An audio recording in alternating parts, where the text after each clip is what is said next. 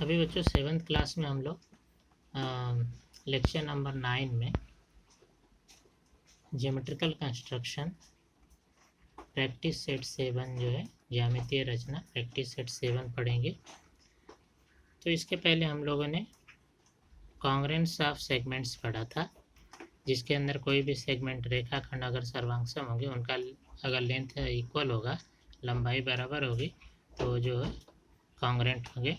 अभी हम लोग कॉन्ग्रेंस ऑफ एंगल पढ़ेंगे आज लेक्चर नंबर 9 में। कॉन्ग्रेंस ऑफ एंगल तो क्या होता है, देखो कोण की सर्वांग समता। कोई भी जो एंगल होंगे अगर समान मेजरमेंट के होंगे तो कॉन्ग्रेंट होंगे, सर्वांगसम होंगे। सपोज ये यहाँ पे देखो, तुम्हारे जो टेक्स्ट बुक है पेज नंबर 8 पे, यहाँ पे एंगल ए बी सी जो है 35 डिग्री का है। फिर इसका जो है कि अभी देखो इसके 35 डिग्री मेजर का दूसरा एंगल कौन सा है, एस पी एम।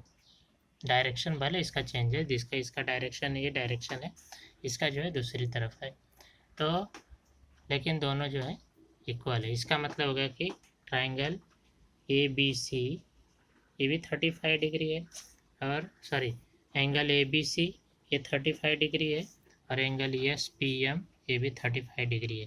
तो ये दोनों जो है कॉन्ग्रेंट हो जाएंगे, सर्वांगसम हो जाएंगे। वैसे देखो इसका कंपेयर करेंगे N I T, angle N I T, कोण एन आई टी जो है ये किसके इक्वल है, 90 डिग्री का है। तो यहाँ पे देखो ये एस आर आई ये भी 90 डिग्री का है। इसका मतलब कि N I T congruence to angle S R I, क्योंकि दोनों 90 है। फिर थर्ड है पी टी क्यू देखो 100 का है, ये ऑब्ट्यूस एंगल है, अधिक कोण है। तो एंगल पी टी क्यू किसके कॉन्ग्रेंट है, तो यहाँ देखो आर टी एस है, तो P T Q congruence to R T S. P T Q जो है सर्वांगसम आर टी एस है। तो ये जो है कि क्योंकि दोनों 100 के हैं, तो ये जो है सर्वांगसम हो जाएंगे, कॉन्ग्रेंट हो जाएंगे। वैसे तो यहाँ पे एक एक्टिविटी दिया, देखो ये एंगल 40 डिग्री का है, और ये एंगल जो है एल एम एन ये 40 डिग्री का है, एंगल एक्स वाई जेड ये 40 डिग्री का है, तो ये दोनों कॉन्ग्रेंट हो जाएंगे। इसका मतलब होगा angle M N N congruence to angle X Y Z, कोण एल एम एन सर्वांगसम होगा कोण एक्स वाई जेड के, इस तरह से लिखेंगे। तो ये जो है कि बहुत ईजी है, ये जो 3 है इसको जो है कि इसी तरह से हमें समझना है, लिखना है। इसका मतलब क्या हो गया कि 2 angles with equal measure are congruent to each other, जिन कोणों के माप समान होते हैं वो सर्वांगसम होते हैं। इसके बाद देखो नीचे समझेंगे, if angle L M N congruence to angle X Y Z, अगर L M N X Y Z के कॉन्ग्रेंट सर्वांगसम है। एक ये देखो कॉन्ग्रेंट का चिन्ह है, सर्वांगसम का चिन्ह है, इसका मतलब होगा कि ये दोनों के माप बराबर हैं। तो एल एम एन अगर एक्स वाई जेड के बराबर है तो एक्स वाई जेड भी एल एम एन के बराबर हो जाएगा। तो angle X Y Z congruence to angle L M N, क्योंकि सिंपल है कि अगर ये पहला दूसरे के बराबर है तो दूसरा भी पहले के बराबर होगा।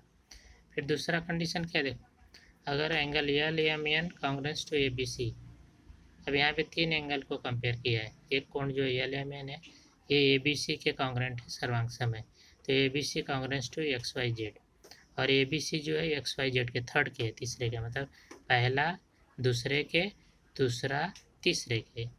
Then L M N congruence to X Y Z, तो पहला भी तीसरे के कॉन्ग्रेंट होगा, मतलब पहला दूसरे के दूसरा तीसरे के, तो पहला तीसरे के भी कॉन्ग्रेंट होगा, क्योंकि तीनों के मेजरमेंट इक्वल होंगे, तीनों के माप बराबर होंगे।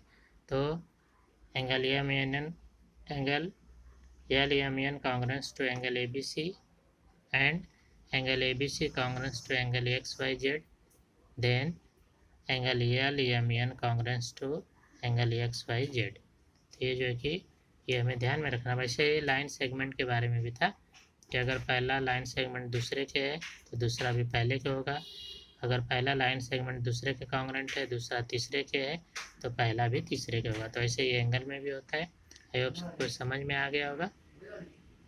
इसके बाद में यहाँ पे देखो ये जो वॉच दिया है, घड़ी दिया है, इसमें कितने बजे हैं, तो इसमें देखो ये 3 बजे हैं, 3 o'clock। अब यहाँ पे कितने डिग्री का एंगल बनता है, कितने अंश का कोण बनता है यहाँ पे, तो 90 डिग्री का दिख रहा है, इसके बीच में 90 डिग्री का, तो ये 3 o'clock, यहाँ पे 90 डिग्री का 90 अंश का कोण बनेगा। अब ऐसा और कहाँ किस में बनता है, तो जब भी 9 o'clock होता है, 9 बजेंगे तभी, अगर यहाँ पे रहेगी सो इधर रहेगा तो भी जो है 90 डिग्री का एंगल बनेगा, 90 अंश का कोण बनेगा।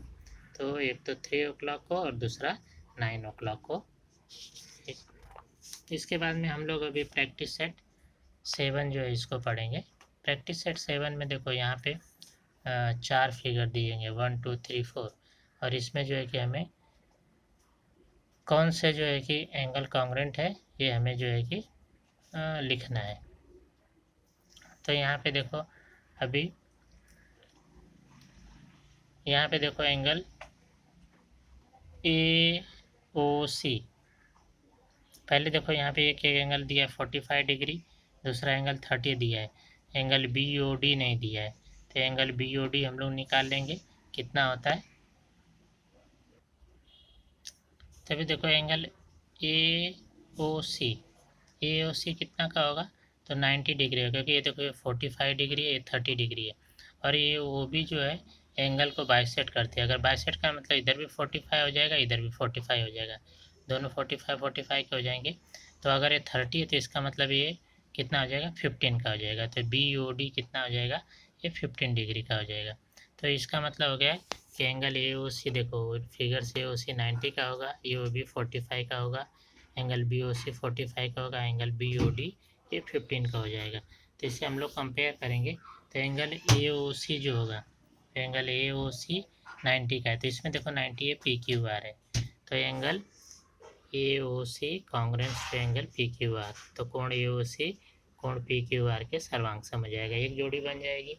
दूसरा जो है एंगल देखो यहाँ पे AOB 45 डिग्री का है, तो AOB 45 डिग्री का था, और इसमें 45 डिग्री है, तो AOB congruent to angle RST जो है कोण AOB जो है सर्वांग सम होगा RST के, तो ये दूसरी 45 की एक जो दूसरी जोड़ी बन जाएगी। फिर तीसरा जो होगा वो AOB जो 45 डिग्री, देखो ये AOB 45 डिग्री, तो यहाँ भी 45 डिग्री है BOC, तो AOB जो है BOC एंगल BOC के कॉन्ग्रेंट हो जाएगा, तो BOC के हो जाएगा, ये जोड़ी बन जाएगी। इसके बाद DOC देखो DOC ये 30 का है, 30 अंश का है, तो 30 का यहाँ पे भी है, तो जो angle DOC congruent to angle LMN, DOC जो होगा LMN के कॉन्ग्रेंट हो जाएगा। इसके बाद में ये जो BOC है ये 45 डिग्री है, तो BOC RST के भी कॉन्ग्रेंट हो जाएगा, ये भी 45 डिग्री है, ये भी 45 डिग्री है, तो BOC कॉन्ग्रेंट टू RST। तो ऐसे जो इनके यहाँ पे पेयर्स बन जाएंगे, जोड़ियाँ बन जाएंगी। AOC जो है PQR के, क्योंकि दोनों 90 डिग्री का है। फिर AOB जो है BOC के हो जाएगा, ये 45 डिग्री का इसलिए। फिर AOB RST के हो जाएगा, क्योंकि AOB 45 डिग्री है और RST भी 45 डिग्री है, तो इसके हो जाएगा। फिर DOC 30 डिग्री है और LMN भी 30 डिग्री का, तो इनकी जोड़ी बन जाएगी। और फिर BOC जो होगा RST के हो जाएगा, क्योंकि DOC जो है 45 डिग्री का है और RST भी 45 डिग्री का है। तो इस तरह से इनके जो है कि पेयर्स हम बना लेंगे, जोड़ियाँ बना लेंगे, और इनको जो है कि एक कॉन्ग्रेंट साइन से इनको दिखा देंगे। तो ये क्वेश्चन जो प्रैक्टिस सेट 7 ये बहुत ही ईजी था। प्रैक्टिस सेट 7 जो है कि कंप्लीट हो गया। इसके बाद में अभी हम लोग देखेंगे कि कॉन्ग्रेंट्स ऑफ सर्कल, वृत्तों की सर्वांग क्षमता। तो कॉन्ग्रेंट्स ऑफ सर्कल क्या होता है, तो सिंपल है कि जो हम सर्कल किससे बनाते हैं, वृत्त किससे बनाते हैं, तो रेडियस लेते हैं, त्रिज्या। देखो जैसे रेडियस 1 सेंटीमीटर है, 1 सेंटीमीटर लेके हम लोग सर्कल बनाएंगे, यहाँ पे 2 सेंटीमीटर लेके सर्कल बनाएंगे, वृत्त बनाएंगे। फिर यहाँ पे देखो 1 सेंटीमीटर लेकर और 1.3 लेकर। अब तुम्हें इसमें से कौन सा कॉन्ग्रेंट दिख रहा है, सर्वांग दिख रहा है, तो जिसका रेडियस बराबर होगा, क्योंकि रेडियस देखो इसका 1 सेंटीमीटर, इसका भी 1 है, तो इसका मतलब A और C फिगर जो है ना, ये दोनों कॉन्ग्रेंट है, सर्वांग सम है। और जो है ये नहीं है क्योंकि 2 सेंटीमीटर, तो इससे जो सर्कल बनेगा और जो 1.3 से बनेगा ये दोनों के रेडियस समान नहीं है, इसलिए सर्कल भी इक्वल नहीं होंगे। तो circle with coincide exactly are said to be congruent circle. अगर जो वृत्त एक दूसरे के ऊपर जो है कि हूबहू जुड़ते हैं, मतलब एक दूसरे को पूरी तरह से ढक लेते हैं, वे सर्वांगसम होते हैं। उनका जो रेडियस होता है, circle of equal radii are congruent circles. Circles of equal radii are congruent circle. जिन वृत्तों की त्रिज्याएं समान होती है वे वृत्त सर्वांगसम होते हैं। तो ये जो है कि हमने इसके अंदर बड़ा सिंपल है कि जिसका मतलब त्रिज्या रेडियस जो है इक्वल होगा वही सर्कल भी कॉन्ग्रुएंट होंगे, सर्वांगसम होंगे।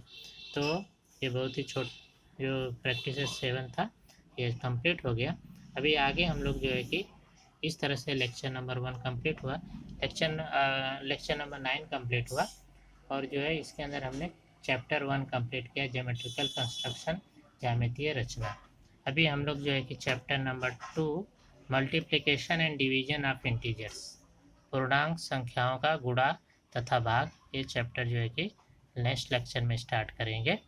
तो आप सबको ये समझ में आया होगा चैप्टर 1, और जो है कि सभी को अगर अच्छा लगे तो इसे जो है कि लाइक करो। जिन लोगों ने अभी तक सब्सक्राइब नहीं किया है तो चैनल को सब्सक्राइब करो ताकि तुम्हें आगे भी वीडियोस भी मिलती रहे।